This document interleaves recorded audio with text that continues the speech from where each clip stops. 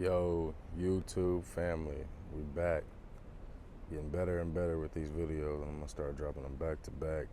Sunday will be my day, so y'all can tune in. And I just want y'all to know I'm here for you. So any questions you got, please feel free to ask.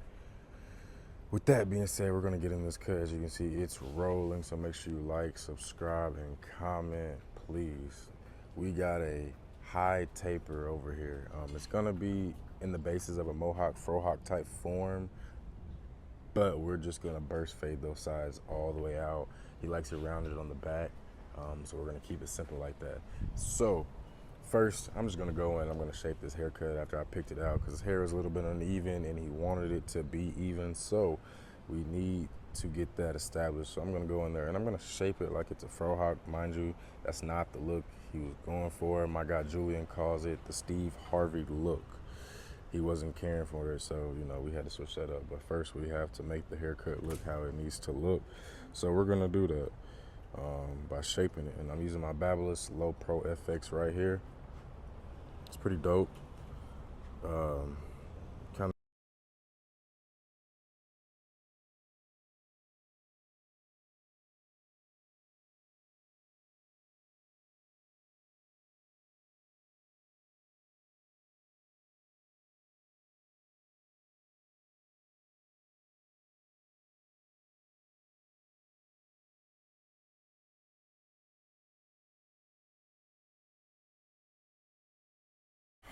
All right, guys. I let that play for a little bit in between. I'm speeding this section of the video up, so bear with me. We are going through and we're just gonna do his lining on the back of his nape and around his ear. We're going to pretty much follow within the lines of the guide and kind of work ourselves through and in between. So we're just gonna line it in the back, shape it more of a round look, and then I will get into my fading. So as you know, when we start our fading, we always go with a lever open, lever midway to lever close. And we kind of want to burst that fade out and draw that initial guideline. As you can see, me and my guy Julian, we do be chopping the shits. Excuse my language, I do apologize, but I don't know other way to put it. So going into that fade with my one guard, I'm gonna burst that thing all the way up. So we're gonna open it up to make it light as though we can get into the next portion of the fade. And within doing that, you kind of want to make sure that everything is in the guidelines of how you're trying to do it, but make it a clear as day fade. And so I want it to just be well blended, evenly well, if that makes sense. And so after my one guard, I will go to my half guard and I will go open, I will go midway, and I will go close. And that's what I'm doing. And so after that, I will remove both guards and then I will detail the fade just with the clipper open, midway to close. That way it can make for a better proportion of what I'm trying to do. And essentially it makes for a clean fade. So you gotta kind of just know what you're doing when you're cutting hair to achieve the look that your client is going for. And as you can see, once I get that done, I go back through and I kind of blend it out, ball it out, and fade it out. That way it can be evenly disproportioned or evenly proportioned per se. Let me get my grammar right so y'all don't get on me for that one. Excuse me, I'm outside doing this voiceover, and as you can hear somebody honking. I'm in North Dallas, so they're a little bougie. Don't take that offensive for those that are out this way. So I'm gonna get back into it, and now that I got that one side done, I'm gonna shape it some more, and kind of I want it to be evenly all over. We are gonna sponge it so that it curls up, but you still want to shape it because he wants hair off of the top. Next, OG Walker hair milk. Hit it with my curl sponge with a blow dryer, a little heat, so it can really kind of get into the follicles and those molecules of the hair, but it also makes it curl up, which gives it that sponge look, and that's what you're going for. So initially, that's always a good thing, but you got to just know what your client look is going for. This isn't a long video. I kind of kept it simple, but I kind of wanted to give you guys a more look of what I was doing and how I've been doing my haircuts over the years. And so this is, for me, it's a big thing because I want to be able to grasp people's attention to, to really show you what a quality haircut looks like. And I do apologize for me just getting on the camera. So before I do my lining on the front, I always use that OG Walker glass, and let me tell you, that shit is not ass. Glass, no ass. I apologize again for the cussing. Bear with me, y'all. We're just trying to get this done. Next, spray the line. Hit it with a little dab of it, you know what I'm saying? Not too much.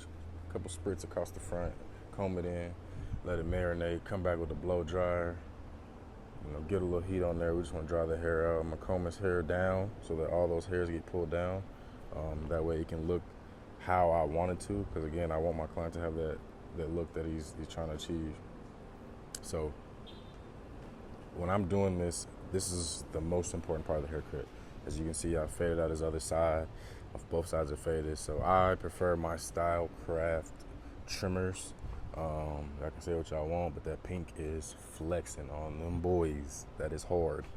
And these are my hitters. And when I say hitters, I mean HITTERS, hitters. So I'm gonna get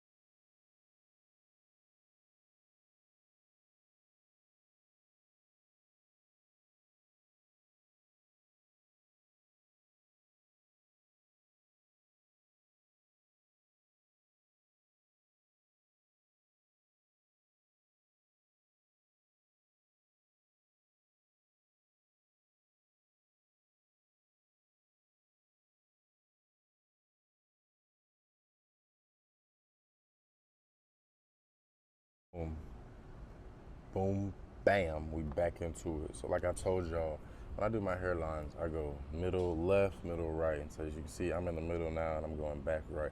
And I try to keep everything based off of that. For that, it makes me a better barber. And as you can see here, the hairline is just looking fantastico.